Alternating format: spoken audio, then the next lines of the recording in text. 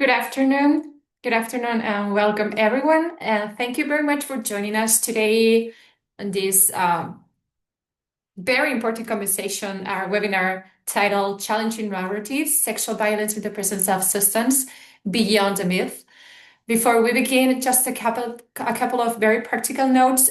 We have simultaneous interpretation in English and Spanish, so please feel free to introduce yourself in the chat. And if you would like to ask a question, you can use the Q&A box as well. We will address them during the second part of the session.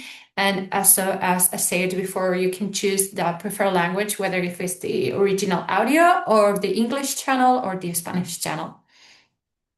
This event takes place in the framework of the 70th session of the Commission of the Status of Women, held at the United Nations in New York.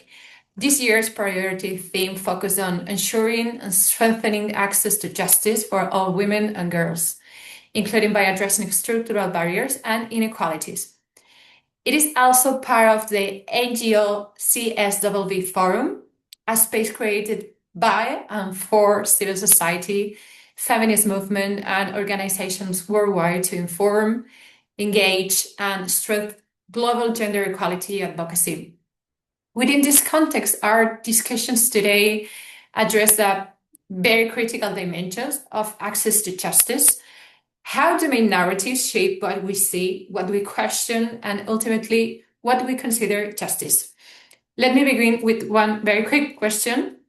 Why is that when sexual violence occurs in the context where substances are present? The first question we tend to ask is what substance was involved, rather than what power dynamic were at play. Public discourse is saturated with some very specific narratives like drink spiking, the so-called chemical submissions, creating very exceptional and alarming scenarios. And these narratives are powerful. They capture all the attention and they circulate easily.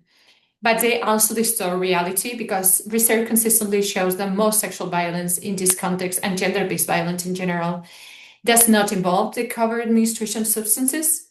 Instead, it is all the majority of these dynamics are opportunistic, perpetrated by individuals who exploit situation of vulnerability, often in context of voluntarily alcohol or drug use. Because the persistent focus of substance is not neutral, it shifts attention away from perpetrators and away from structural roots of sexual and gender-based violence, gender inequality, power relations, and patriarchal norms. Well, before we move forward, I would like to highlight something essential about today's conversations. We are joined by panelists from different parts of the world, representing civil society organizations that are not only responding to these issues, but actively challenging and reshaping dominant narrative. Their work is crucial in pushing back against anti-feminist discourses and against the excessive focus on drink spiking and chemical submission as the main focus of explanation of gender-based violence when substances are around. Because how we frame violence in contexts where substances are presented are profound implications for drug policy, public health, and gender equality. So today we invite you not only to listen, but to engage.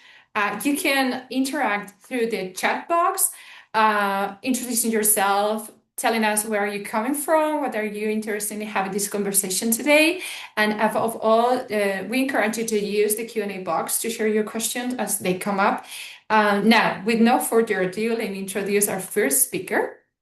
Our first panelist is Precious Clue. Precious is a project officer at Post Foundation, where she leads gender and inclusion-focused initiatives within a broader human rights and access to justice framework. Her work expands sexual and reproductive health and rights, drug policy reform, and cross-border trade, with a strong focus on rights-based and community-centered approaches. She has coordinated programs to strengthen paralegal systems, support survivors, and contribute to policy and institutional change. Precious is deeply committed to advancing gender equality, amplifying marginalized voices, and promoting accountability with its social and legal system. Precious, thank you very much for joining us today, and yours is the floor. Thank you very much, Gisela. I'm grateful for the opportunity. So going straight into the discussion, I would like to briefly introduce the Post Foundation. We are a leading civil society organization in Ghana focusing our work on access to justice, policy reform, and advocacy. Our key programs are the Justice for All program, which seeks to alleviate overcrowding in the prisons through reducing remand population. So from 2007 up until now, we have reduced the remand population from 33% to 12.5%. The in-prison paralegal program is a complement to the Justice for All program, which seeks to also help convict inmates to appeal their cases on self-representation under the Article 19.2F of the 1992 Constitution. We also have the cross-border trade, which helps us to facilitate free flow of goods from across the borders. And then today's topic focuses on one of our programs, which is called Circles, funded by Amplify Change UK. So in this Circles program, we are focused on preventing sexual harassment on tertiary campuses. And when we went across the campuses, we found out so many things, but then one of them struck us, which is the issue of spiking. So in this case, students organize parties or game nights. When students come, they are forced to play certain games like truth or dare. Mostly not forced, but they are likely to play the games because they are with their peers, feeling safe.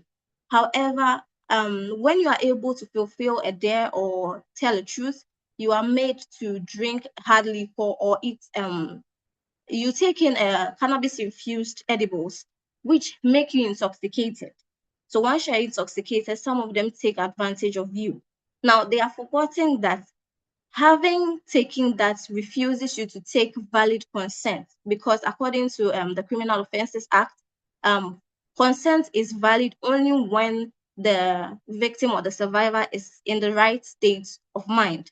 Now, in Ghana, in this issue, in this our finding, the key focus is not even yet on the substance that has been used. The focus is rather first placed on the survivor. So in these cases, let's say you come to report to maybe your colleague or a head of the school that I have been sexually abused when I went to this party and I was intoxicated, which facilitated that. The first question you are asked is, there's this thing they say in Ghana, what did you go and do there? That's the first question they ask you. So first of all, they are victim blaming you.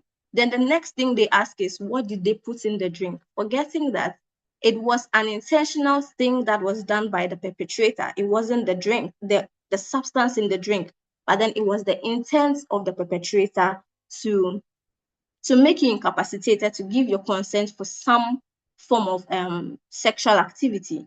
And also we have realized that this thing is mostly caused by the personal biases of some people who received reports. For example, the Gender Center desk reports, those who were the first responders on campus, because their personal biases overshadow them. When the victim comes or the survivor comes, instead of them to focus on the perpetrator, they rather focus on the substance that has been used or the victim.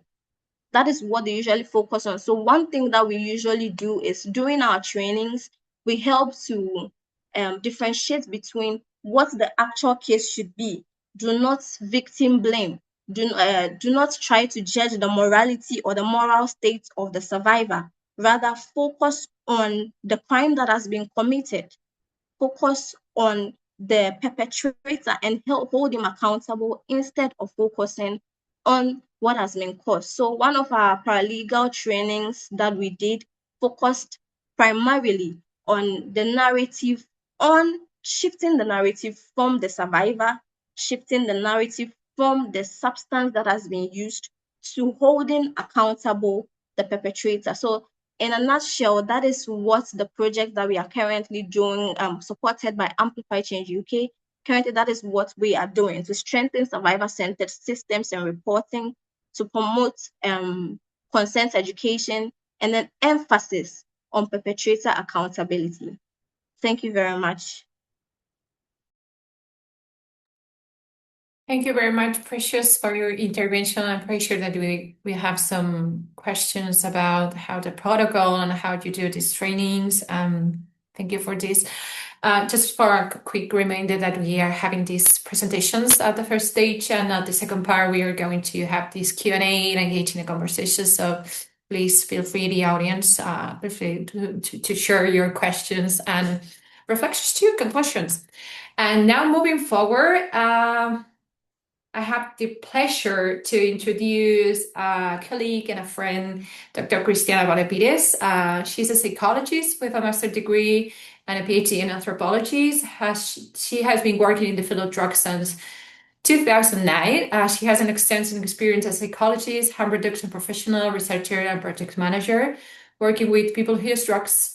Her work focused on developing gender-sensitive and culturally competent care protocols and models, particularly aimed at individuals affected by intersecting inequalities, women and LGBTQI+ people exposed to gender-based violence in a nightlife setting, women experience homelessness, sex workers, and trans individuals involved in chemsex context.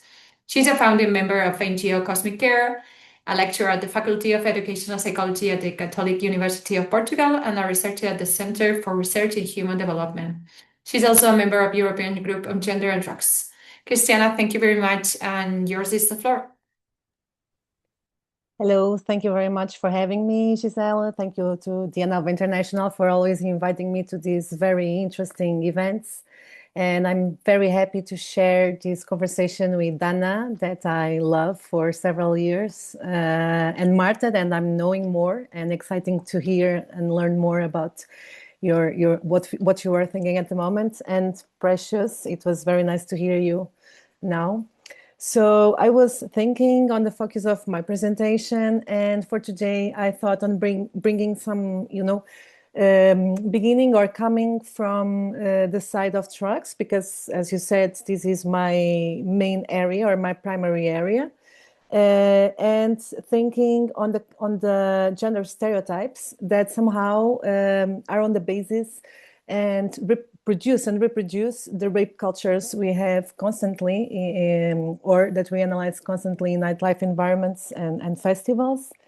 And well, this is also based in some research I had been involved in the scope of some projects and some, like independent and some things that I was researching regarding media analysis and so on. And the first stereotype is a stereotype, and is this idea that drug use increases the sexual vulnerability of women, This is an idea that is based on this preconception or this stereotype that women are inherently fragile and, vulnerable to violation or vulnerable to rape. And so in this, setting where we construct women as vulnerable and rapeable, drug use enters as something or is perceived, understood, and informs intervention in terms of this stereotype. So we will respond and we will create responses based on the preconception that women are fragile and vulnerable.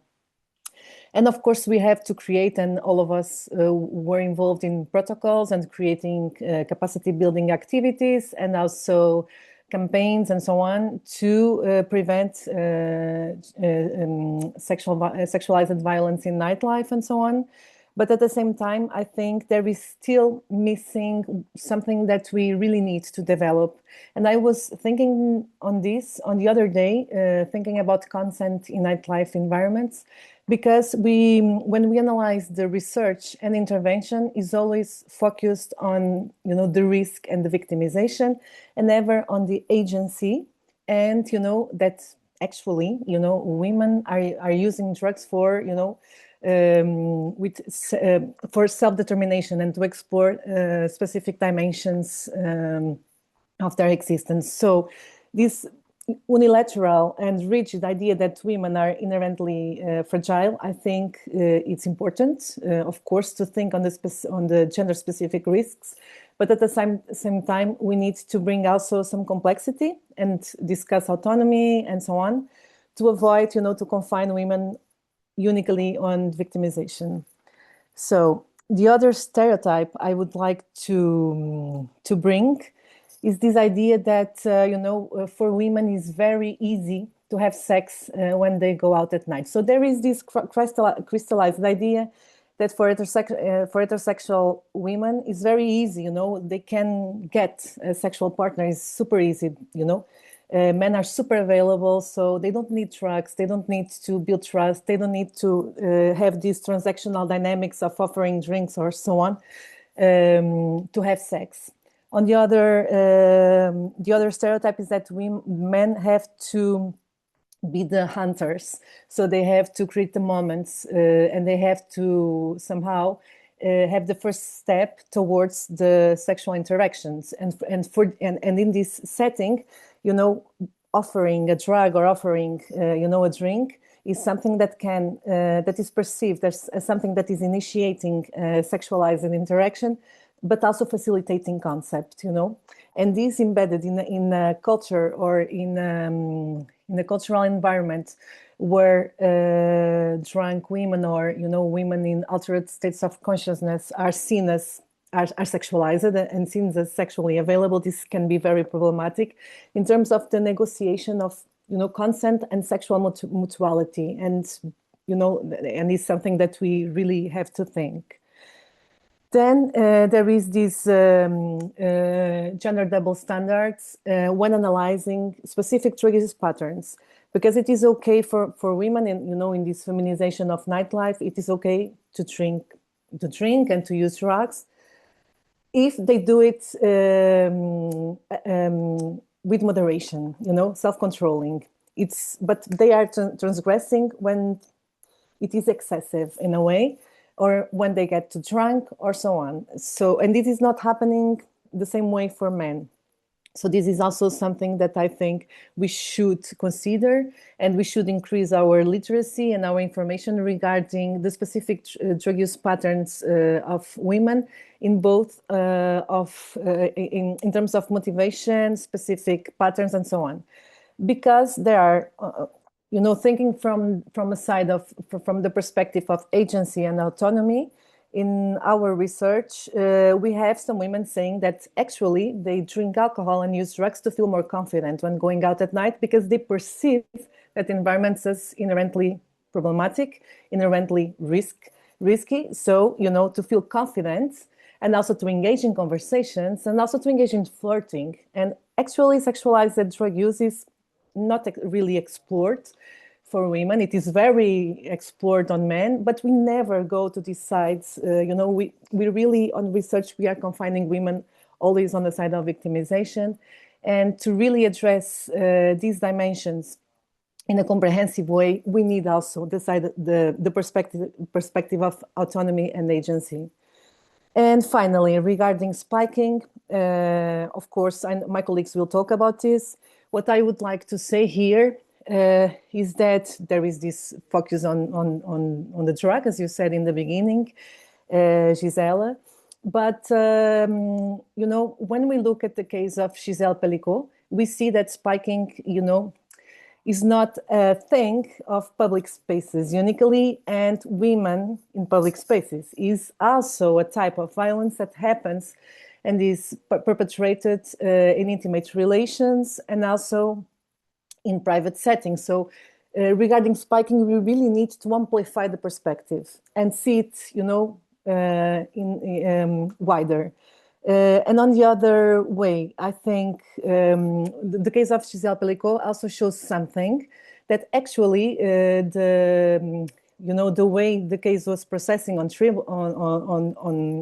court was sophisticated in terms of their understanding of consent, but it showed that we have laws that are growingly sophisticated in a context where masculinity, the predatory masculinity is still unchanged. So that case in specific showed that men don't really understand what it means. They think that actually there was some kind of consent there.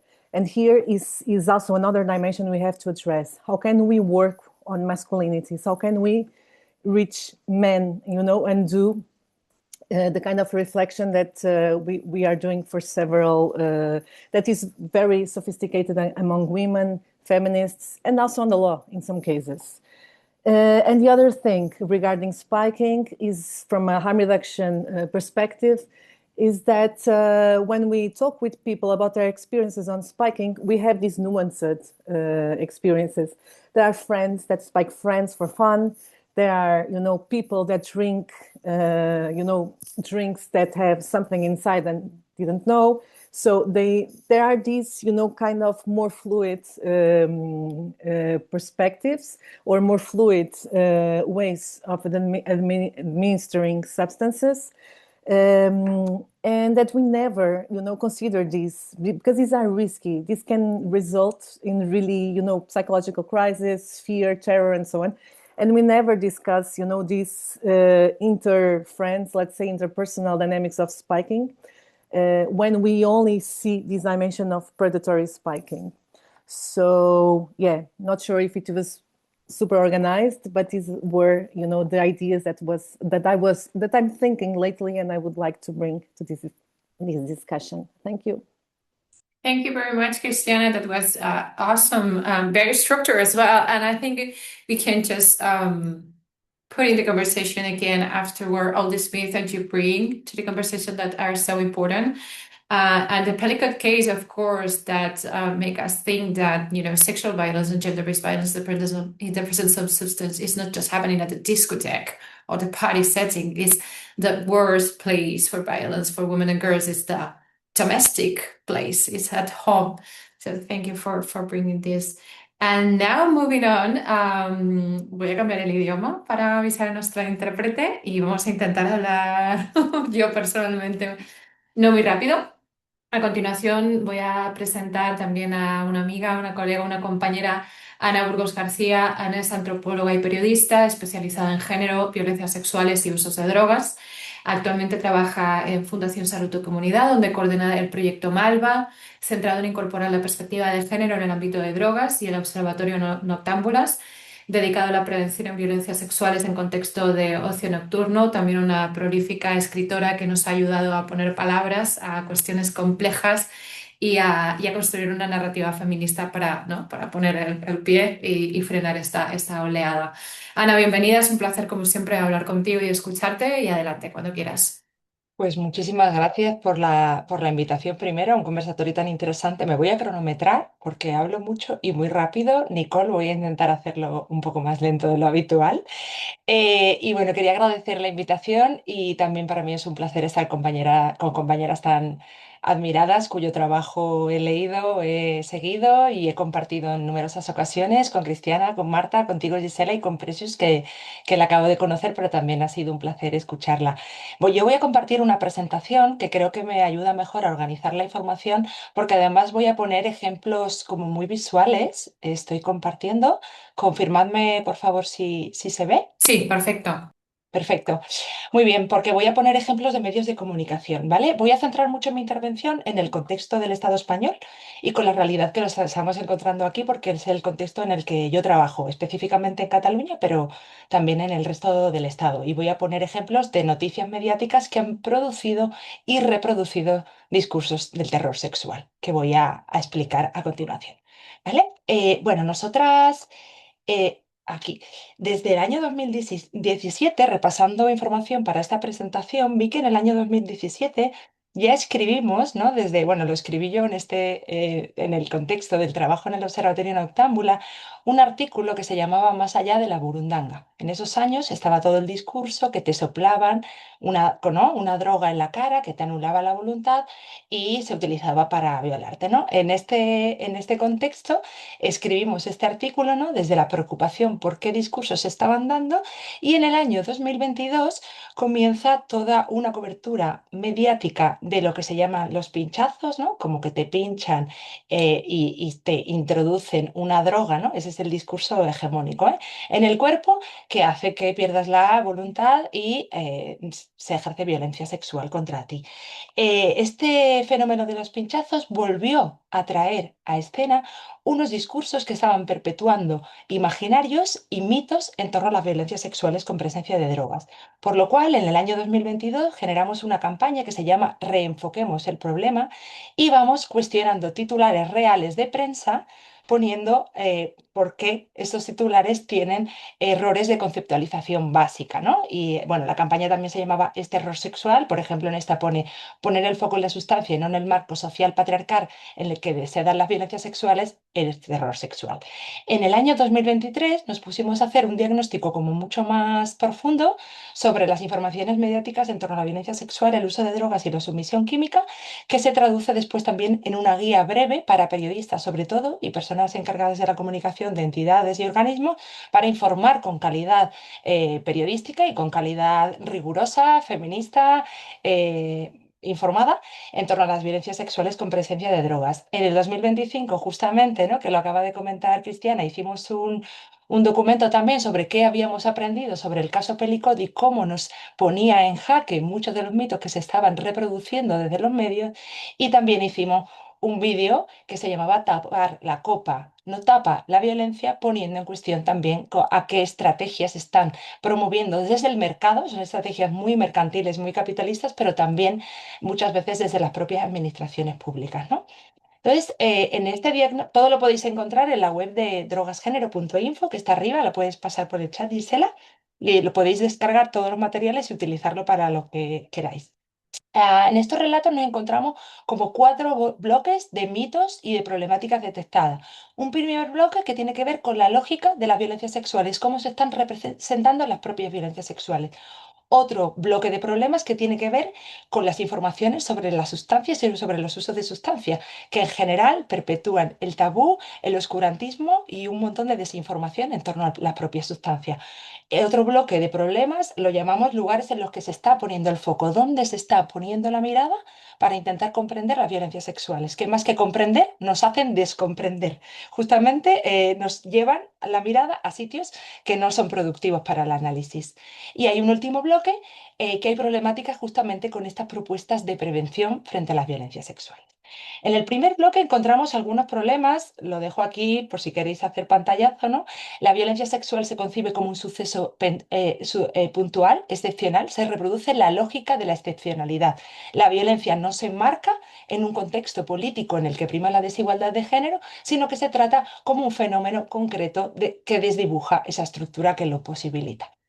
Por otra parte, se trata como algo espectacular. Se muestran los casos como muy espectaculares, como muy morbosos, como muy amarillistas. Se pone luz a eso, pero se opacan un montón de violencias sexuales que forman parte de nuestro cotidiano y a las que no se les está dando relevancia. Por ejemplo, las violencias sexuales en el marco de la familia, que son unas violencias que se están perpetuando continuamente dentro del espacio doméstico por parte de padres, de tíos, de amigos de la familia, pero que es muy difícil tocar desde los medios de comunicación porque precisamente están apuntando al corazón del patriarcado.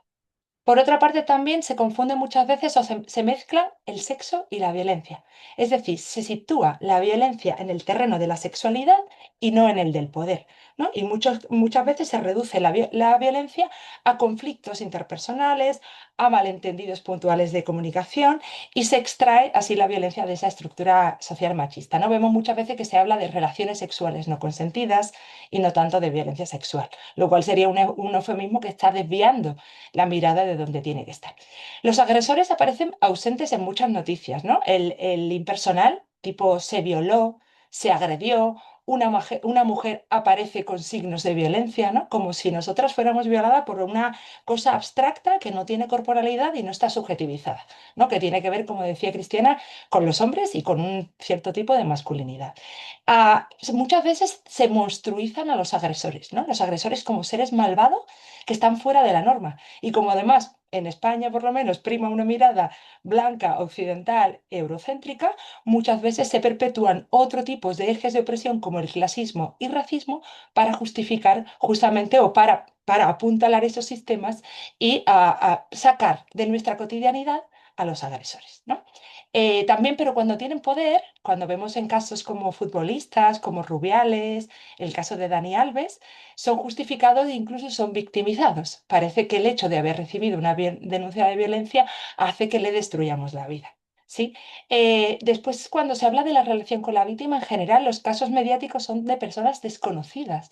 Esto, de nuevo, nos ayuda a poner la violencia fuera de la cotidianidad, cuando el 80% de los casos de violencia que se denuncian en el Estado español son por parte de personas conocidas y el 60% en espacios domésticos y privados. ¿Sí? A las víctimas y las supervivientes se las culpabiliza constantemente y se construye mucho la dicotomía entre la buena y la mala víctima. Parece que cuando hay sumisión química proactiva y la víctima ha sido intoxicada contra su voluntad, es mejor víctima porque de alguna manera no se le ha buscado que si ha consumido voluntariamente. Con lo cual ahí tendemos a culpabilizar a las mujeres porque están transgrediendo la norma del no consumo, del no asumir riesgo, del no tener derecho al acceso al placer o a la experimentación, que sí que es permitido a los hombres por cuestión de género. Os pongo algunos ejemplos. Por ejemplo, 6 meses, son todas noticias más o menos de los últimos 5 o 6 años. 6 meses de prisión por mantener relaciones sexuales con una amiga ebria que no las consintió. Si estaba ebria y no las consintió, no son relaciones sexuales, es violencia sexual. ¿Sí? Una discoteca donde se violó a una joven. De nuevo, se viola, no se habla de quién perpetra la violencia. Otra noticia que, bueno, el titular es Sumisión sexual química o el peligro de la burundanga, pero cuando vamos dentro de la noticia vemos que pone el rumano de mal aspecto y deseos lascivos.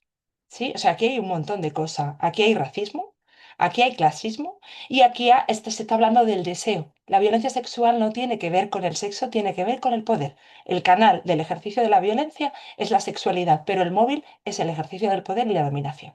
¿Sí? Cuando se habla del caso del enano maligno, de nuevo, la malignidad. No estamos hablando de malvados, estamos hablando de hijos sanos del patriarcado, de hombres que siguen las normas sociales que les enseñan a violar. A violar se aprende y también se desaprende. ¿Sí? Y otra vez el enano, ¿no? Como también el capacitismo reproducido en esta noticia. Cuando hablamos de Dani Alves, del el famoso futbolista, la noticia después de su condena es Alves, una estrella con su propia liga en prisión. ¿Sí?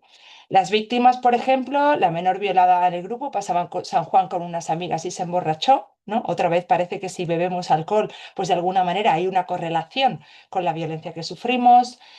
Voy a pasar porque voy mal, como me estoy cronometrando, voy mal de tiempo, pero bueno, hay muchos ejemplos, ¿no? La vida normal de la chica violada en San Fermín, ¿no? Hubo una violación múltiple en el año 2016 en el Estado español y fue cuestionada la víctima porque manifestaba una vida normal, porque no estaba absolutamente traumatizada, por lo cual el estereotipo de esa víctima sin capacidad de agencia, sin capacidad de resiliencia y que tiene el estigma y la marca de víctima para toda su vida, esa cosa de como si estuviera manchada, que es una idea también muy judeocristiana, que tiene que ver con la supuesta subpureza de las mujeres, está muy presente en ese tipo de cuestionamiento.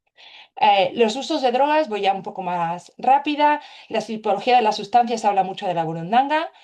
Se habla incluso de las drogas de la violación. No existen las drogas de la violación, como no existirían las navajas de los robos. Se puede robar a punta de navaja, pero no hay una navaja de robo. ¿Sí? Es un modus operandi. El alcohol es la sustancia principal en los casos de violencia sexual con uso de drogas y no es la causa de la violencia. ¿Sí? Lo que pasa es que muchas veces legitima por esta visión patriarcal que a los agresores los exime de responsabilidad, funciona como un atenuante, y a las agredidas aumenta, ¿no? Como su responsabilidad o su culpabilización cuando reciben violencia sexual, ¿no? Para ellas es un agravante. El modus operandi normalmente es oportunista, es decir, no se introduce una sustancia, sino que se aprovecha la incapacidad de expresar consentimiento derivado del consumo voluntario para ejercer la violencia sexual, ¿no? Bueno, una noticia que esta me parece muy ilustrativa. Tercera víctima de la burundanga en Galicia. Una joven despierta sin ropa interior dentro de un coche. Imaginemos, ¿no?, que nos hubieran, vuelvo al ejemplo, de un robo a punta de navaja. Nadie diría tercera víctima de la navaja. Hablaríamos víctima de un robo y de un ladrón. Una joven despierta sin ropa interior. Después nos leemos la noticia y vemos que ha sido agredida sexualmente, pero aquí es como que ella despierta por arte de magia, ¿no? Pues las noticias continuamente están haciendo alusión a esto. Os puedo pasar el PowerPoint después porque ya voy como muy rápida por si queréis ver el resto de noticias, ¿vale?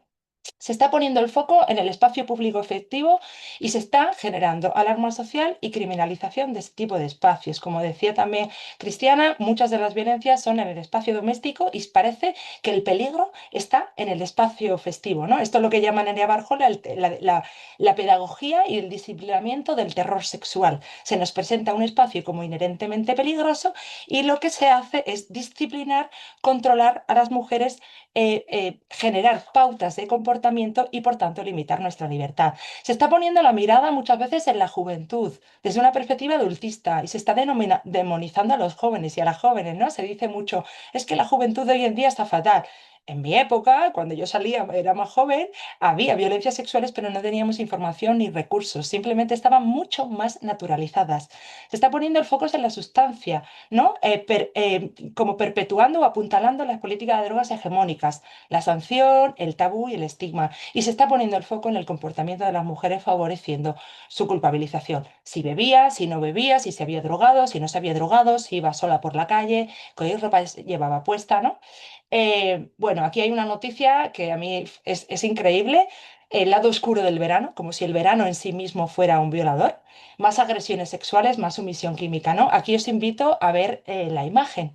Sí, es como un verano con una cabeza de sol, ¿no? No hay, que tiene como una forma de hombre, pero un estereotipo de hombre corpulento, ¿no? O sea, la violencia asociada a la fuerza física y con un pene con forma de serpiente grande, ¿no? También con una idea absolutamente falocéntrica que no está entendiendo qué quiere decir violencia sexual, en la que muchas veces no hay penetración, ¿no? Por último, las estrategias preventivas están en la mayoría de los casos focalizadas en las mujeres. No haces té bebida de nadie, no compartas tu bebida, no mezcles drogas y alcohol, no desatiendas tu copa, no consumas nada que tenga apariencia inusual. Se nos está controlando en cómo estamos ocupando los espacios, se nos está promoviendo que utilicemos apps de geolocalización. Es decir, somos nosotras las que tenemos que prevenir la violencia que nos pasa, ¿no?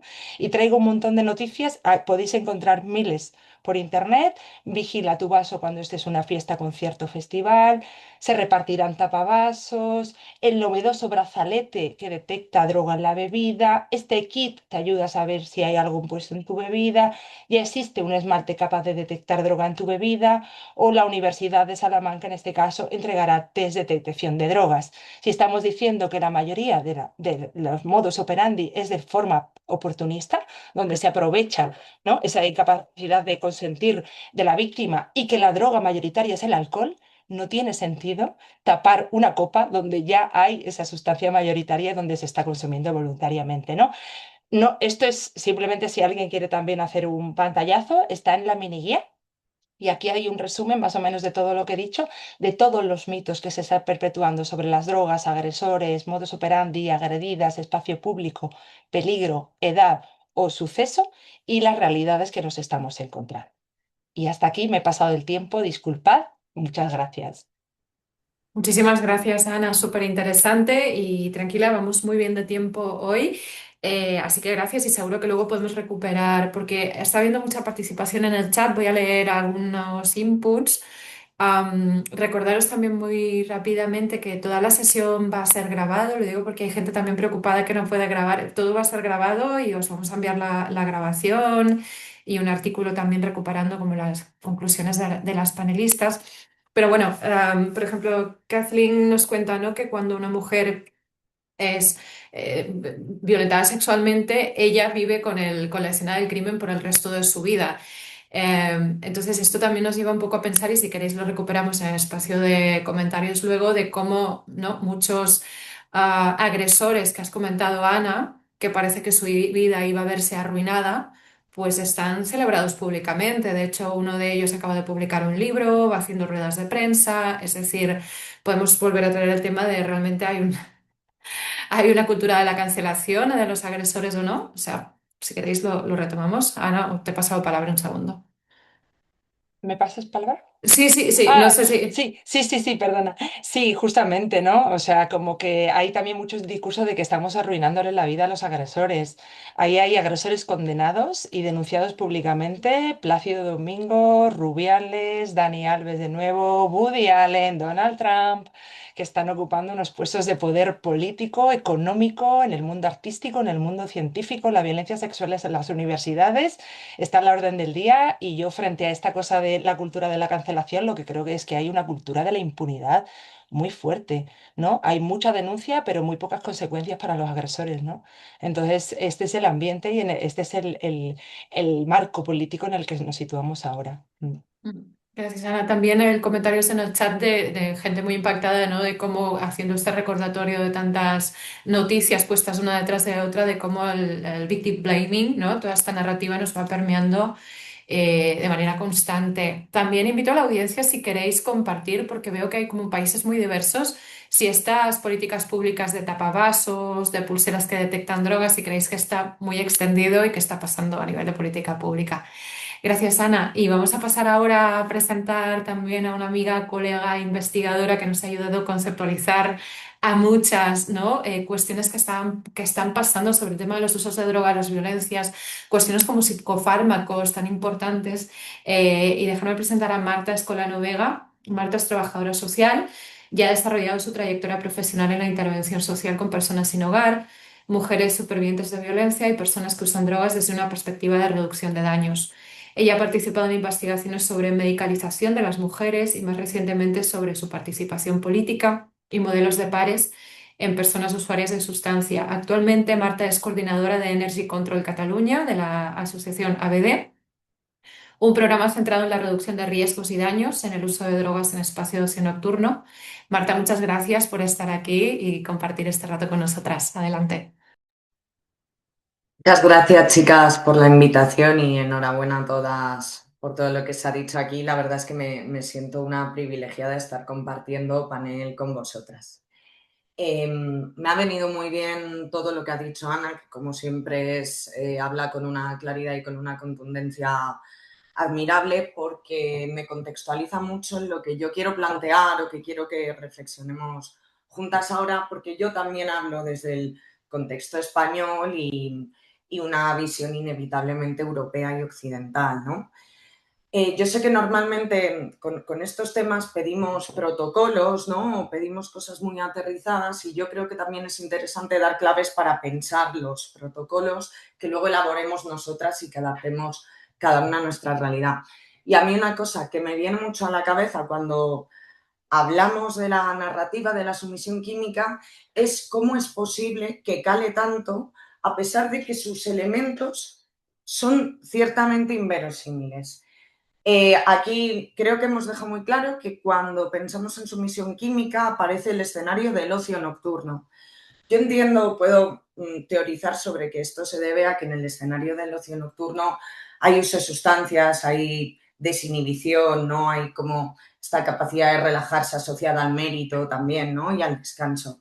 Pero también lo hay en las cenas de empresa y también lo hay en las comidas familiares y en las terrazas y los bares donde va la gente por la tarde a tomar copas, pero no es el escenario que nos aparece cuando imaginamos esto. ¿Qué nos aparece también? ¿Qué elemento es indispensable para que hablemos de sumisión química? Porque si no, no la mencionamos así. Que haya una mujer a la que el grupo ha dejado sola, ¿no? Ha descolgado, que además si en este grupo hay presencia de otras mujeres se las culpará también por dejar sola a su amiga, ¿no? Como si la dejase sola en la jaula de un león. Que además está, no sé, de alguna manera como bailando en la pista, haciendo, bueno, disfrutando, y que esta va a ser la víctima. No nos imaginamos a un hombre presumiendo de un fajo de billetes en la barra del bar, que también podrían utilizarse sustancias para cometer un delito, ¿no? Y para robarle este dinero del que presumen. Nos imaginamos una mujer. Indispensable para el relato que haya una sustancia ilegal.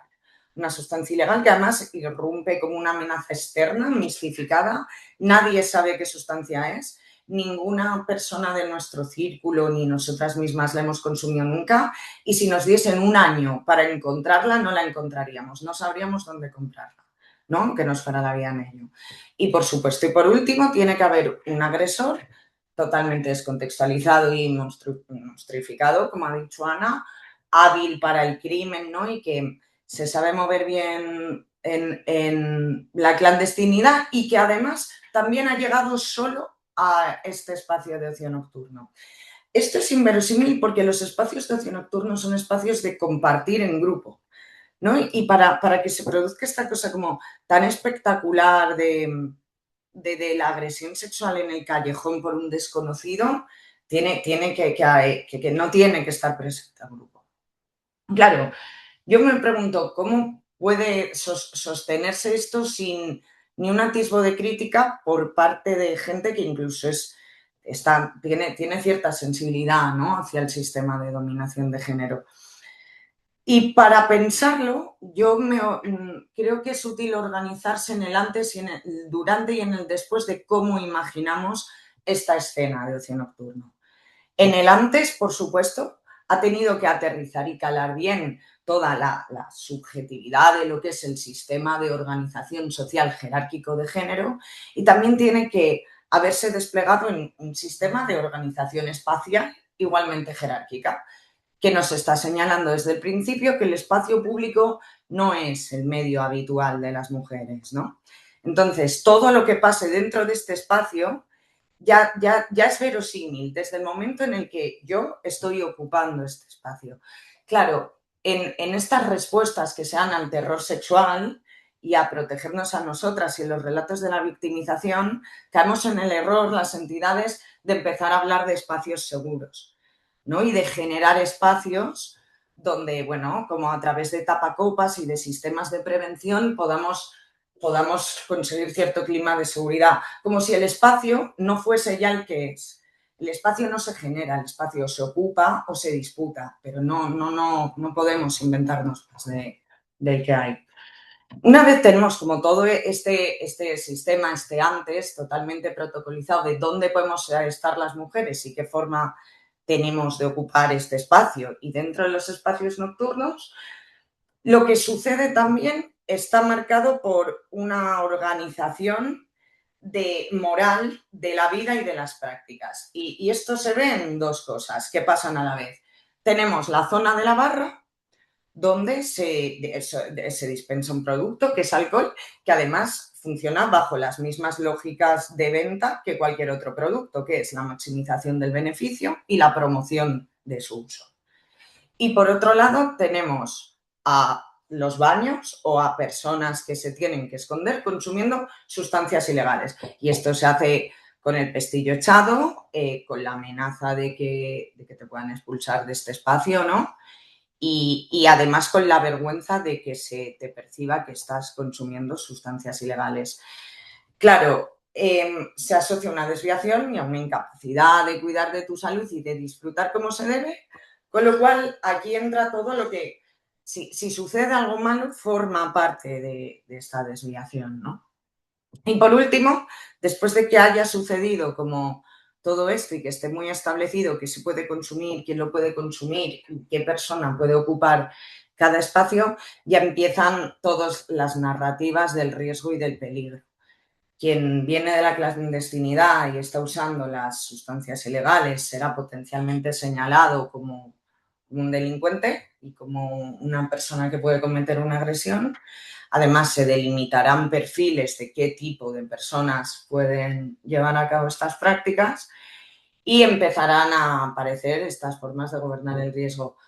Porteros con linternas apuntando dentro de las bebidas a ver qué hay, cámaras, aplicaciones con sistema de geolocalización, cacheos en la entrada y, bueno, y establecer quién puede ser víctima y quién puede ser agresor. La víctima siempre, como bien habéis dicho ya, siempre tendrá que ser esa mujer que se protege, que ella no quería, que ella estaba ahí tratando de disfrutar moderadamente. El agresor siempre será esta persona, ¿no?, que tiene sustancias que nadie conoce, pero que con ellas es capaz de dominar al otro, porque recordemos que las drogas son moléculas, no tienen capacidades místicas. Estas capacidades místicas que les atribuimos vienen de las poblaciones que las usan, ¿no? Esto, por supuesto, claro que produce un desplazamiento de la narrativa de dónde hay que poner el foco de la causa de la violencia sexual, pero también produce una cosa muy perversa, que es que a las mujeres que decidimos usar drogas y que estamos expuestas a violencias igualmente, si esto pasa no se nos escuchará. Tendremos menos acceso a recursos, tendremos que pasar por mucha más vergüenza, porque al final no es algo que yo he sido una víctima, ¿no? Me han doblegado a la voluntad del otro, es algo que yo voluntariamente decía hacer. Yo me pregunto con todos estos sistemas de pulseras o de pinta uñas para detectar sustancias, si alguien la echase en mi copa, viese que efectivamente hay una sustancia, pero que he decidido yo misma echarla.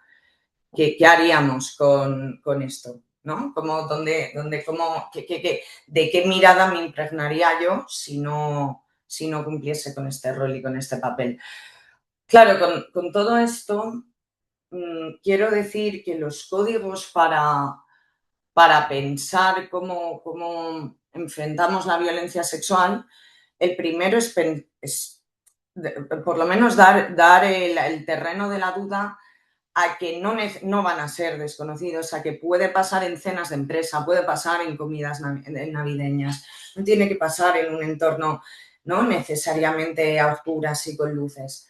Puede pasar en nuestras casas al lado de nuestros maridos y durante 10 años, ¿no? Bajo una intoxicación gravísima de benzodiazepinas, como hemos visto. Que luego los espacios de ocio nocturno que están cubiertos de este halo de misterio, ¿no? Que tiene la desinhibición, no dejan de ser espacios capitalistas de venta y promoción de una droga muy concreta, que es el alcohol. Y está en este interés voraz de la maximización del beneficio y de la ganancia económica, un buen bastión para señalar estas agresiones de oportunidad cuando alguien se pasa bebiendo, ¿no? Y luego, por último, sobre todo enfocan las mujeres que hacemos uso del espacio nocturno y de drogas, que no necesitamos mecanismos, pulseras o cosas que nos protejan, sino que tenemos que estar presentes en ese espacio y ocuparlo y que tenemos el mismo derecho a hacerlo y no tenemos que ser sancionadas por ello, ¿no? Creo que esto puede de alguna manera ordenar muy bien los mensajes que demos y no dejarnos a nadie fuera.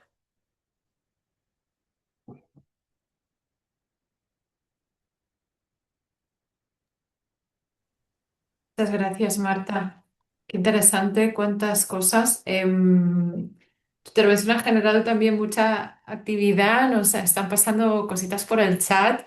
Am, pero sobre todo también lo interesante de la introducción de esta idea de insistir en el consumo voluntario, ¿no? De toda la dimensión del consumo y el uso de drogas desde el placer de las propias mujeres y cómo esto puede que seas cuestionada, ¿no? A la hora de recibir violencias. Bueno, volvemos de nuevo, ¿no? Y de nuevo contextualizando en dónde estamos haciendo este webinar, que es en el marco de la Comisión del Estatus Social Económico de la Mujer, número 70, que el mensaje principal es el acceso a la justicia, ¿no? Y cómo nuestro acceso a la justicia está siendo completamente cuestionado por nuestro posible uso de sustancias voluntario, incluso. Entonces, bueno, pues muchísimas gracias a todas. Tenemos algunas preguntas, pero creo que también han salido como muchos temas que si os apetece tirar del hilo, vamos a seguir por ahí, ¿vale? O sea que total libertad. Claro, a mí una pregunta sí que me gustaría lanzar como general, pero insisto, podemos llevarla por el camino que prefiramos. Em, si aceptamos es decir, ¿quién se está beneficiando, qué se está beneficiando o qué estamentos se están beneficiando al aceptar y al estar potenciando esta narrativa de que las drogas causan la violencia? Es decir, ¿por qué esto está teniendo de nuevo un auge? Antes comentábamos, ¿no? Venimos hablando desde hace 10 años y la sensación es que no solo no hemos mejorado, sino que quizás hay como un nuevo resurgimiento, ¿no? De esto de las drogas causa la violencia. ¿Por qué esto? ¿Por qué creéis que esto sucede? ¿A quién beneficia? ¿A qué da lugar? Cris, Cristiana. Sí, pienso que en primer lugar que beneficia el patriarcado, ¿no? Eh, en un sentido en que tira de escena el agresor y el contexto que permite y reproduce la agresión y centraliza la sustancia. Entonces, que es muy instrumental en esa parte de desviar la atención y de reforzar el prohibicionismo de las drogas. Y por otra parte, es que torna todo muy ambiguo, porque cuando pensamos en drogas y cuando pensamos en violencia sexual en contextos de ocio nocturno, tenemos que pensar que es, como Ana lo ha mostrado con la discusión mediática, pero también la discusión jurídica, se torna muy compleja de determinar lo que ¿qué es consentimiento en contextos de ocio nocturno? ¿No? ¿Cómo lo evaluamos? Entonces, las resistencias patriarcales siempre que se van a resurgir ahí y la desconfianza de las mujeres también. Entonces, hay esa parte de camuflar el predador, ¿no? El agresor. Y también beneficia el prohibicionismo del tema de las drogas, porque genera una narrativa que torna el drug prohibitionism, ¿no? El prohibicionismo de las drogas, como algo lo mejor.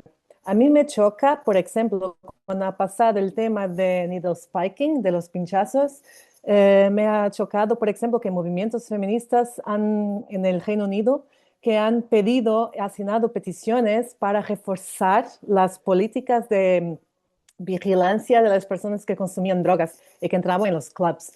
Esto es refuerzo, ¿no? De la prohibición, es perseguición de personas que usan drogas y no sé qué. Entonces, la otra dimensión que sí que beneficia es esa parte del prohibicionismo. Ahora para arrancar con dos. Muy interesante como titulares, ¿no? ¿A quién beneficia? Pues al patriarcado, pero también a la guerra contra las drogas, a las políticas prohibicionistas, ¿no? Esto no es una casualidad que penetre de una manera tan grande este discurso. Muchas gracias, Cristiana. También comentar a Precious, como no la veo en cámara, que si quiere intervenir, que también puede levantar la mano y encender la cámara. Marta, te paso la palabra.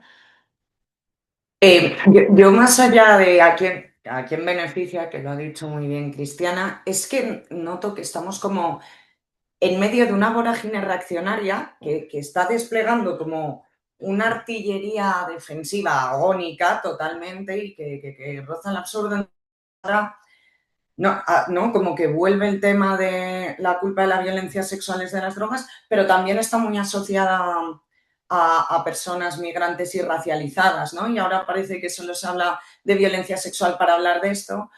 Bueno, yo creo que es todo un modelo que está viendo que se muere y está haciendo disparos desesperados a donde está pudiendo. Tengo esa sensación.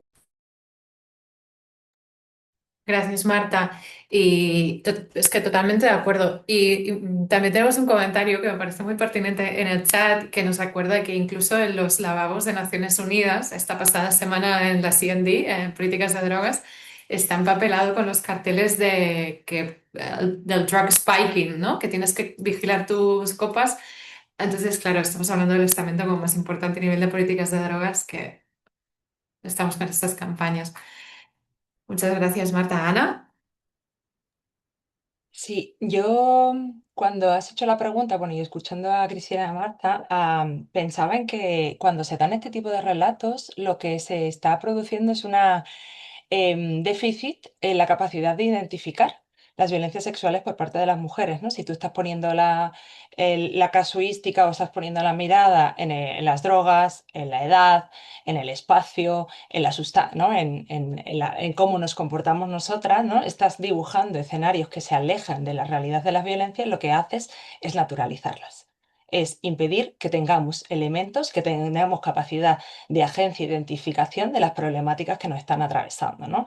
Entonces, cuando despolitizas la violencia, ¿no? Y la sitúas en eso, en la sustancia o en la idea, por ejemplo, del malentendido, ¿no?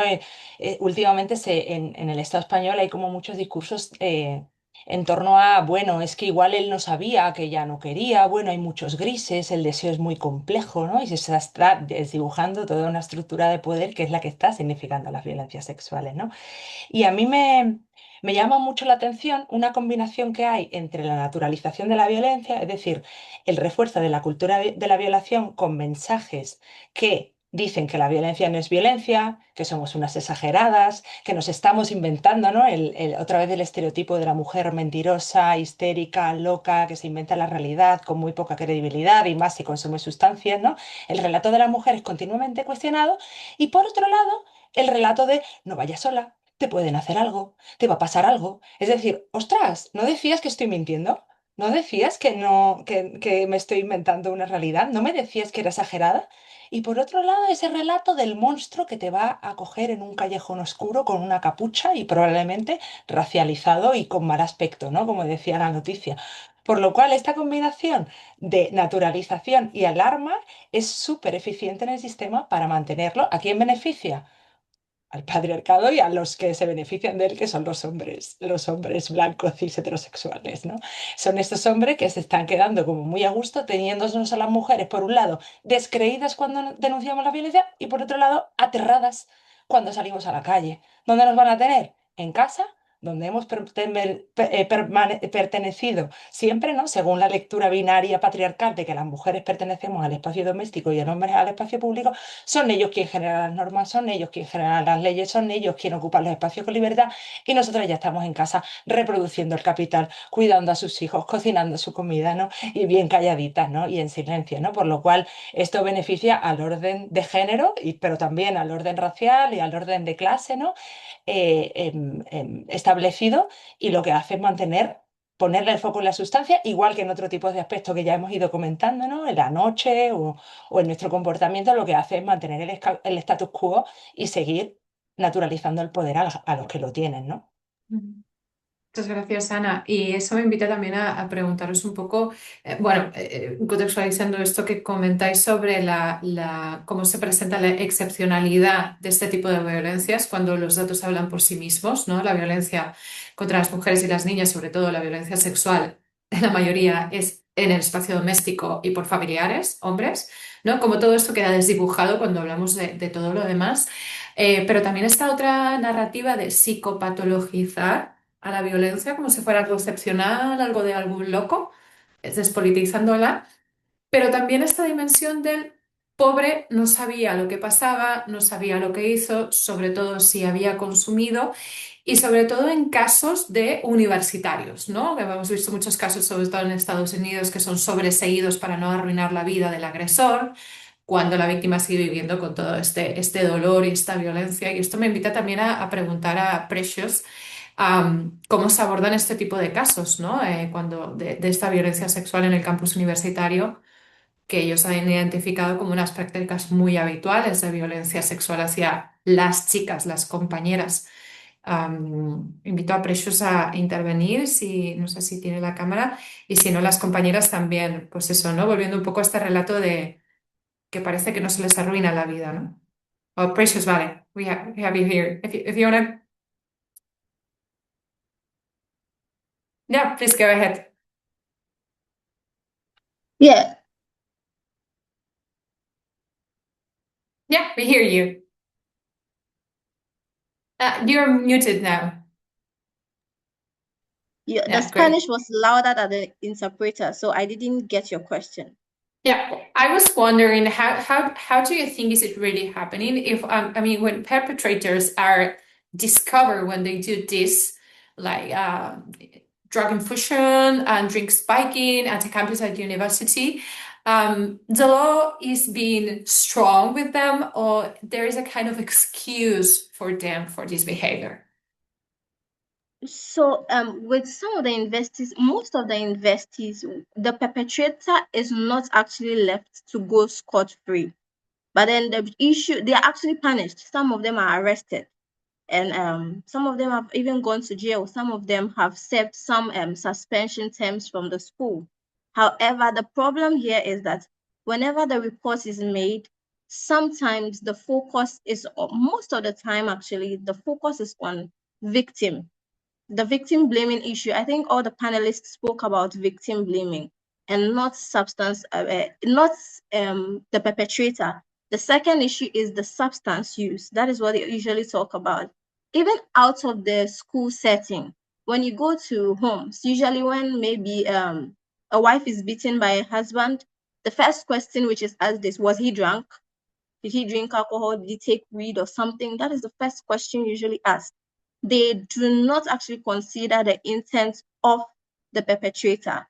But then in most of the cases, actually, both on campus and off campus, the perpetrators are actually brought to book most of the time. So they are not actually left to go scot-free, just that initial focus is on victim blaming and then the substance. Yeah, thank you very much, Pressure, for that. Yeah, what you point is very interesting. And some comments on the chat pointed out to how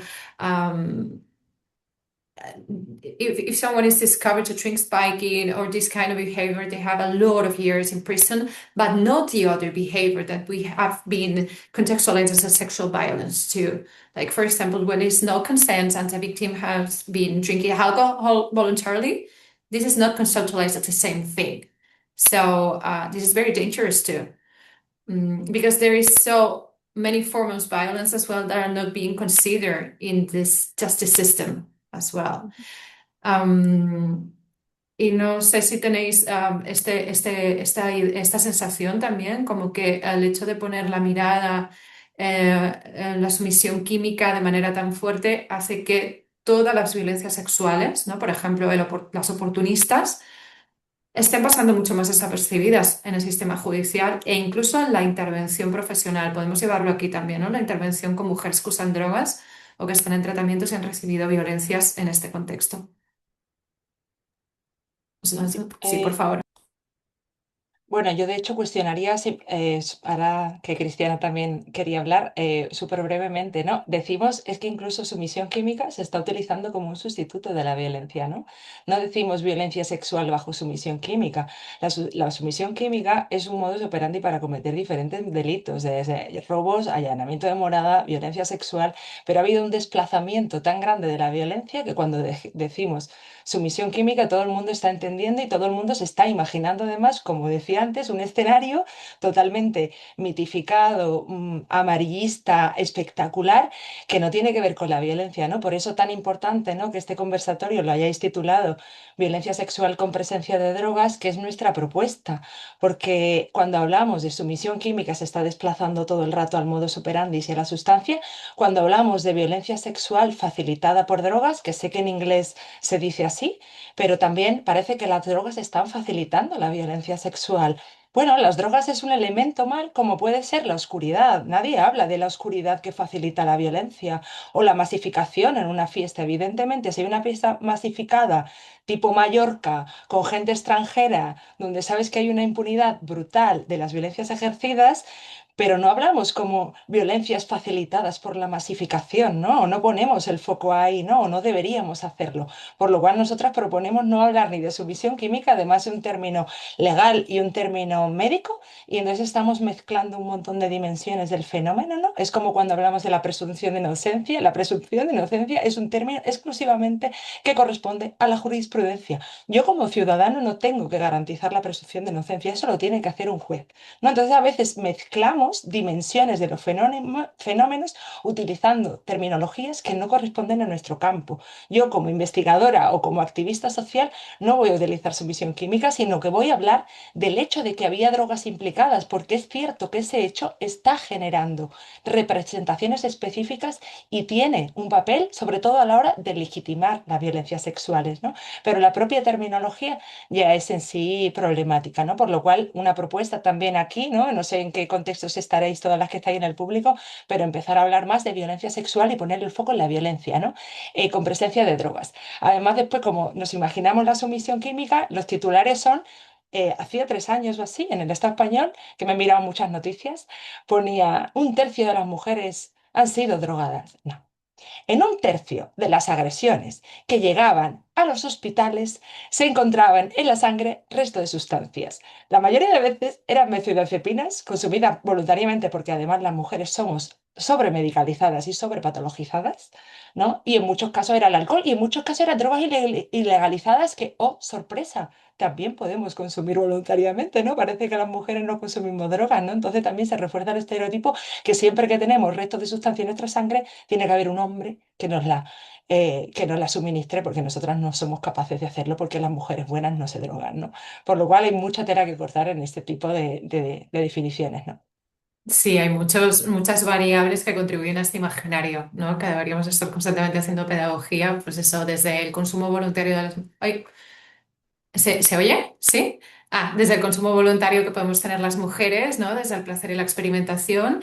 Eh, bueno, me ha gustado mucho el ejemplo de la oscuridad, ¿no? No se habla de la oscuridad como factor precipitante de las violencias. Y luego está la otra cuestión, ¿no? Que las mujeres también que usan drogas, pues no necesariamente ejercen violencia ni violencia sexual hacia las personas que están en la fiesta. Entonces, pues hay una variable de género total. Cristiana, habías levantado la mano, ahora se ha ido la... vale. Cristiana, ¿estabas por aquí? Vale. Estás silenciada. No sé, Marta, Cristiana, como queráis, ¿eh? Es que se desilencia Ah, ahora, ahora, ya. ahora. Sí, Ahora. perdona, he tenido un bug en mi micro. No, es muy parecido con lo que Ana decía, que solo miramos con la lente de toxicología, entonces hay una droga, tenemos que testar en el periodo de 12 horas, el protocolo es este, después tenemos que tener con muestras de pelos, entonces en la lente de la toxicología y de la criminología, si hay o no crimen, en esa Mm, perspectiva de la administración predatoria de drogas. La cuestión es, ¿qué tipo o qué persona, cuando yo denuncio una situación en que pienso que me han administrado drogas y no me han violado, ¿no? Que en muchas situaciones hay eso, por causa de todo el discurso de terror sexual, lo que pasa es que hay personas que son activadas psicológicamente, principalmente las mujeres que somos socializadas y aprendemos que eso nos puede pasar. Por eso nos impacta tanto estas historias. Y, sabes, cuando generas esas noticias que tienen esa cobertura sobre la droga de violación y no sé qué, la verdad es que muchas mujeres que se van a sentir embriagadas o que se van a sentir inseguras o que van a sentir determinados efectos, porque los efectos de la droga de la violación son muy parecidos con los efectos de alcohol. Si los lees, son la misma cosa, ¿no? Desorientación, lentificación, no sé qué, eso, sonolencia, esos son efectos de depresores, ¿no? Entonces, lo que pasa es que activas psicológicamente de crisis psicológica, ansiedad generalizada, no sé qué, que a veces nos pasa en nuestro servicio de Psycare, de primeros socorros psicológicos.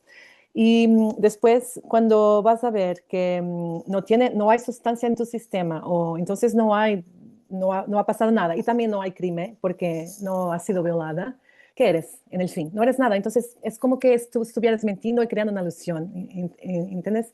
Entonces, también hay esa parte de, de, bueno, de desconsiderar también el impacto psicológico que todo ese alarmismo y todas esas narrativas de terror sexual generan y que las vemos en nuestros servicios en festivales de Psycare. Muchas crisis que vienen son mujeres que acordan solas y no saben qué pasó y inmediatamente se piensan que han sido violadas o mujeres que no se acuerdan bien de algo que pasó o que están con una experiencia, un mal ojollo, una experiencia muy desafiante y que se acuerdan que han bebido de un zumo de un tipo que le ha dado un gol hace 4 horas atrás. Entonces genera, de facto, genera traumas, genera microtraumas, genera crisis psicológica, genera toda esta dimensión que pienso que también es algo que tenemos que cuidar. gracias, Cristiana. Sí, sobre todo el impacto, es decir, el malestar de género, por ser socializadas como mujeres, ¿no? Y tener el sistema nervioso siempre activado y alerta de estar protegiéndonos. Y además con estas narrativas que nos desplazan de nuevo la responsabilidad a que nos van a pasar cosas, que nos pueda pasar, aunque luego somos exageradas, pero que si te pasa también depende de ti, ¿no? Como todo esto va contribuyendo al malestar. Y luego la medicalización que comentaba Marta, ¿no? Porque esto, sin sustancias, parece muy difícil de sostener. Marta, te paso la palabra que por alusiones estabas como asintiendo mucho lo que comentaba Cris. Sí, es que le agradezco a Chris como que haya puesto algún apellido a la palabra droga, porque a mí me pasa mucho, ¿no? Cuando digo sustancias, drogas o pinchazos, digo, ¿pero qué te pinchan? O sea, ¿no? Pinchazos de una droga, ¿de cuál? Si es cocaína o metanfetamina, de sumisión, nada, ¿no? Como, vale, estamos hablando de potenciales sustancias depresoras. Y yo me reconozco mucho en esta experiencia que a Energy Control, que abrimos un día un servicio de análisis de sustancias, no es la primera vez que nos pasa que nos llega una chica con un líquido que es el vaso de la fiesta del sábado a que lo analicemos porque está muy preocupada. Porque tiene como, se ha levantado con una sensación de culpa, no se acuerda bien y viene como con un nivel de autovigilancia más corporal, de es que noto que me duele aquí, noto tal, y nunca hemos encontrado nada cuando analizamos el vaso, ¿no? Y luego se ve que en análisis toxicológicos tampoco sale nada. O sea, directamente la gente llega con el alcohol descartado como elemento para una intoxicación, espera hasta el martes que abrimos para traernos como el vaso, ¿no? Que son muchas horas de pasarlo muy mal con todo este terror y con muy poco conocimiento de las sustancias en general, ¿no? Como que oímos el término droga y es un paraguas en el que ponernos a todos de acuerdo con que es un veneno y con que además te va a secuestrar la voluntad y te va a convertir en un autómata, y sea la cantidad que sea y el tipo de sustancia que sea, ¿no? Y llega la gente muy asustada. Bueno, un producto de lo que son las políticas del terror, por supuesto. Gracias, Marta. Ana, creo que está la mano levantada. Sí, sí, también es verdad que hay otro discurso. Bueno, a mí me ha interesado mucho, bueno, lo que habéis dicho las dos. Tengo como tres ideas aquí, ¿no? La idea de la construcción del cuerpo dócil.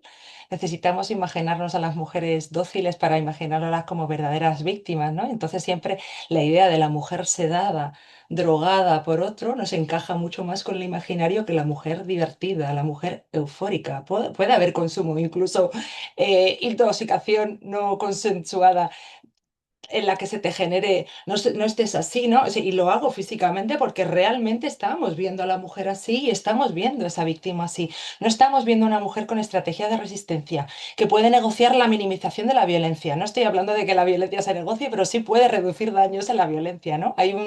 Aprovecho para recomendar, si lo puedes poner, Gisela, un vídeo que se llama Negociar sexo por vida, donde una mujer que es violada va negociando las condiciones para minimizar el propio impacto. Y muchas veces no ponemos la mirada en todas esas estrategias de resistencia cotidianas y toda esa agencia que para nada minimiza la violencia, pero sí nos configura como sujetos con capacidad de enfrentarnos y con un montón de estrategias cotidianas que no pasa por el control de llevar un brazalete o de ir con ropa más tapada o de ir siempre acompañada a casa o de llevar una aplicación continuamente para decirle a tus padres dónde estás. Hay otro tipo de estrategias que no están comportando control a disciplinamiento del cuerpo que estamos continuamente desplegando en nosotras, ¿no? Por lo cual una mirada feminista a las violencias también tendría que cuestionar esa construcción del cuerpo dócil, ¿no?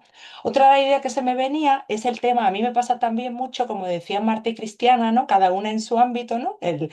Marta hablaba de que pues llega gente con la copa, uy, a ver si tengo algo, a ver si tengo burundanga, ¿no? Porque me siento mal, ¿no? Porque este discurso ha calado y Cristiana hablaba de ese impacto en la subjetividad y en el vivir con alerta y con miedo y cómo todo este tipo de relatos nos han impactado. Yo en el ámbito, por ejemplo, de la prevención escolar, ¿no? En el ámbito universitario y de secundaria, me encuentro cada vez con más relatos de a mi prima la drogaron, a mi amiga la drogaron, a la otra la drogaron. ¡Jo! Yo no quiero para nada cuestionar los relatos de la violencia, pero sí quiero cuestionar cómo se interpretan y cómo se significan esas violencias. Y están marcadas por unos relatos hegemónicos de terror sexual, por supuesto, ¿no?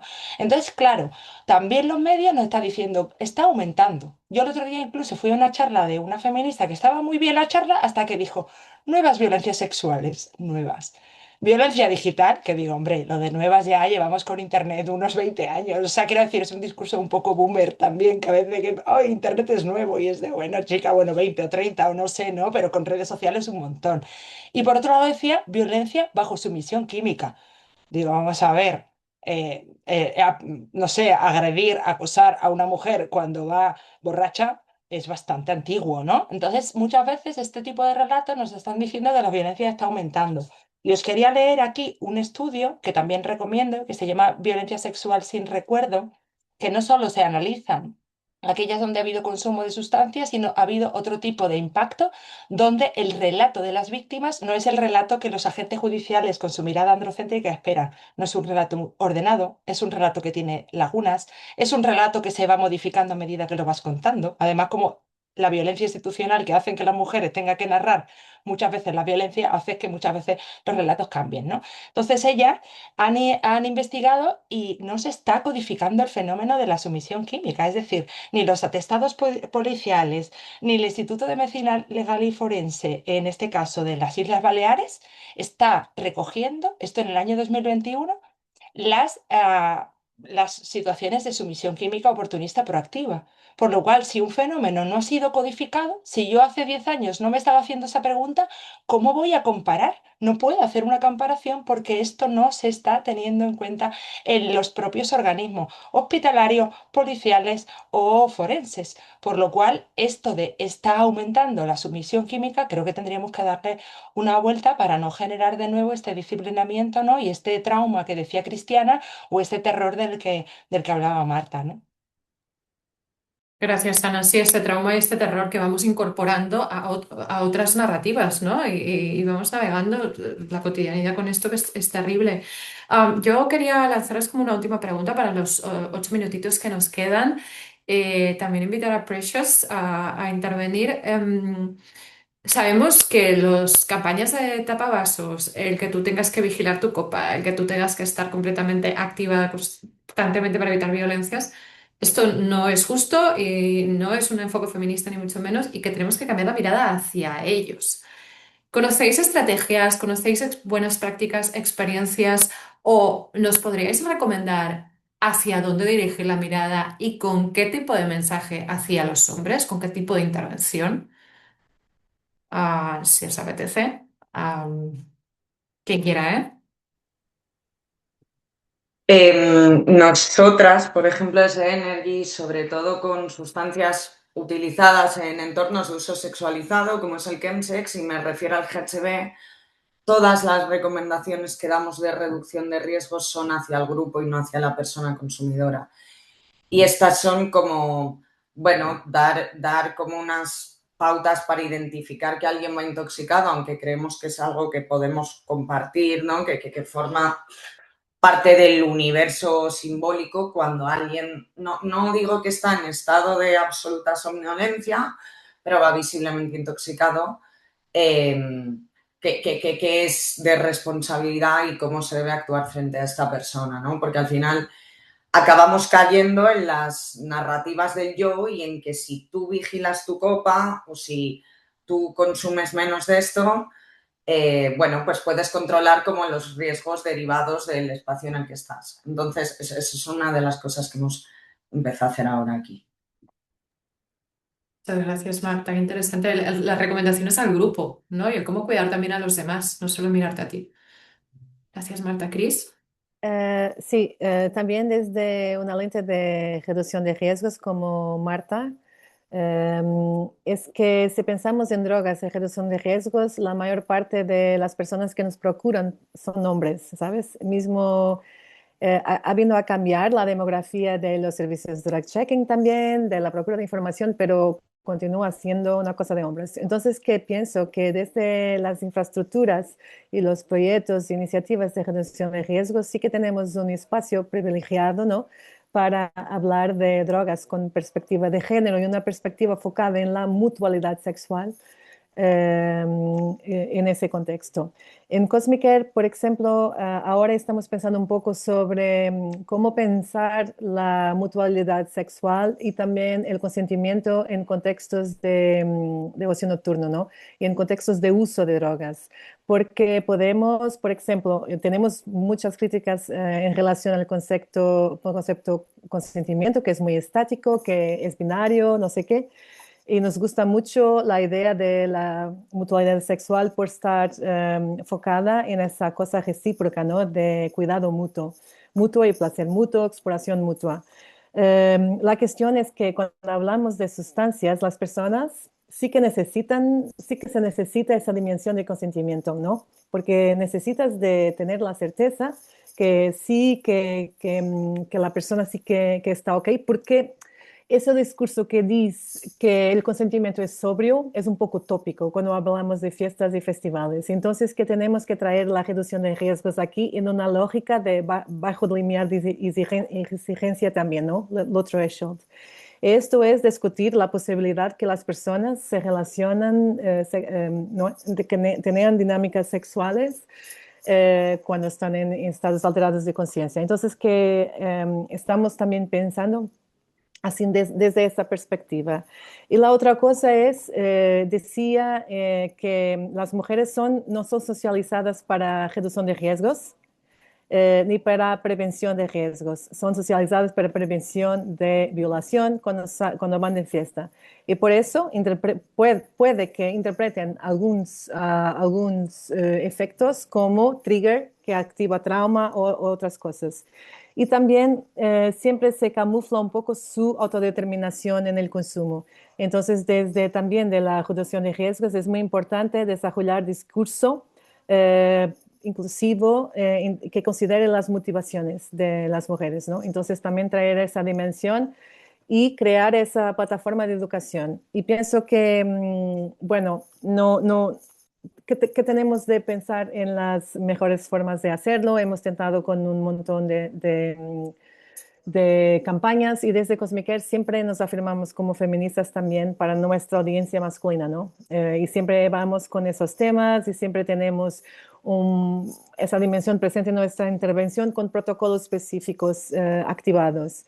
Después también la última cosa, y ya me silencio para no tener todo el espacio, pero es esa cosa de los protocolos que es muy sofisticada, por ejemplo, en Cataluña, en Barcelona particularmente, y que lo hemos estado pensando aquí también en Portugal, en nuestro trabajo con festivales y clubs, pero en una lógica que es más integrada con la reducción de riesgos. Entonces, cuando vamos a capacitar o a apoyar un club en la preparación de un protocolo, por ejemplo, decimos no procures drogas, procura situaciones de crisis y como que damos pistas, intentamos pensar los canales de comunicación internos que tienen y quién son las personas que pueden venir, quién son las personas que pueden ser puntos focales para actuar y que pueden, sabes, es su prioridad, qué competencias tienen, hacer procesos de capacitación allá y cómo pueden hablar con su público. Porque Marta decía que el concepto de safe space, espacios seguros, es muy problemático porque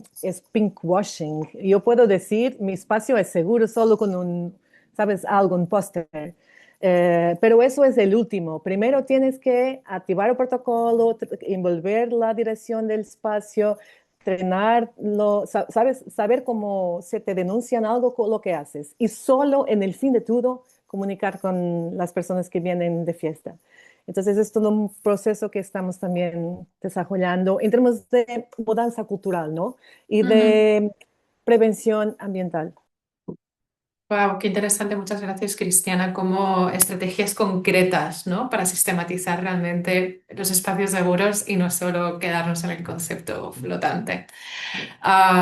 Precious, I would like to invite you if you want to share with us if you have some good experience and good practices to share some successful experiences at the campus in order to work with prevention and addressing that situations too. Okay, so with the prevention, basically what we are doing is awareness creation on campuses, creating awareness on the effects of taking advantage or trying to exploit other students to substance use, aside that, I've also realized that to be able to curb this situation, some schools that have received a lot of reports on sexual harassment or sexual violence from both students and lecturers, the issue of power dynamics is also there. So, for example, there are some schools in Ghana that have received some reports on sexual harassment. And then it looked like everything went silent for a while. There was no addressing, everything went silent. People were worried, okay, this is what always happens. Because he's a big man, they are quiet over it. But then it is shocking that after a while, there was actually a report from that school that stated that some of those lecturers who have been reported have been they have been punished. Should I say punished for it? Some of them were suspended. Some of them have been they are no longer with the schools. So that breaks a little bit of the mistrust that the students have for the systems. Because one of the things that we realized during our program when we went around to collect the data was that there's a big mistrust between students and the reporting systems. They are afraid to report because they know the power dynamics are there. He's a lecturer and he exploited me. He invited me home. He did this to me. But if I go and report, I'm reporting to his friend. But then due to how the issues are going now, and then they've realized that the system is actually now trying to look at punishing the perpetrators, not just looking at their position and then covering them. Due to that, the students now have the trust to report. They know that even if I don't get justice right now, which is also a problem we have to talk about, which we are working on through the sensitization, they know that at least the perpetrator will be handed over to maybe the right authorities to be dealt with. So the main strategy we are using right now to keep the narrative is the awareness creation, because we are relating with students. The awareness creation is what we are doing, especially for the male students. One of our key things is consent, and I hear everybody talking about consent. My boss will always play this video. Consent is like tea. You cannot force it down my throat. You cannot influence my consent. I have to be in my right state of mind before I give you my consent. So that is also one of the things that we also use to create awareness on campus. So basically, it is the advocacy and then public awareness that we are creating both on campus and then off campus. So basically, it's that strategy that we are using now. That's wonderful. Thank you very much, Precious. We are now heading to the end of this amazing webinar. So I would like to invite our amazing speakers. If you have my final idea, some final main takeaway, or something that you would like to share with us, just in a few seconds. So please feel free to do it. No sé si hay alguien si se queda alguna idea o algún mensaje, alguna llamada a la acción para nuestra audiencia. La gente, pues, os está agradeciendo mucho, sobre todo la profundidad del análisis, el conectar este tema, ¿no? A veces tenemos la sensación de que este enfoque no es correcto, pero no sabemos ponerle palabras. Entonces creo que, bueno, pues yo también me sumo al agradecimiento a que estéis creando narrativa, que estéis creando investigación, documentos, que nos estéis ayudando a conceptualizar de manera más correcta esta cuestión. Gracias por estar con nosotras, a las 4 panelistas fantásticas que hemos tenido hoy. Gracias a nuestra audiencia, al equipo también, a los compañeros que están detrás y a Nicole, nuestra intérprete, que sabemos que no es nada fácil traducir estos temas, nuestra profundidad de análisis, y que es un trabajo fantástico. Así que nada, seguimos trabajando, seguimos compartiendo. Por favor, estar conectados, stay tuned, ¿no? Con los próximos seminarios, con los próximos materiales que vamos a publicar en base a todas las conclusiones que han salido hoy, y seguimos conversando alrededor de este tema, lo que queda de año y más, creemos. Así que muchas gracias y que tengáis un fantástico día a todas. Muchas gracias, compañeras, a todas amigas. compañeras, Gracias. a Dianova, Gisela, Precious, Cristiana, Marta, gracias. Gracias, chicas. Gracias a todas, un abrazo. Thank you very much, Precious, Ana, Gracias, Chris, Nicole, Marta. por la interpretación.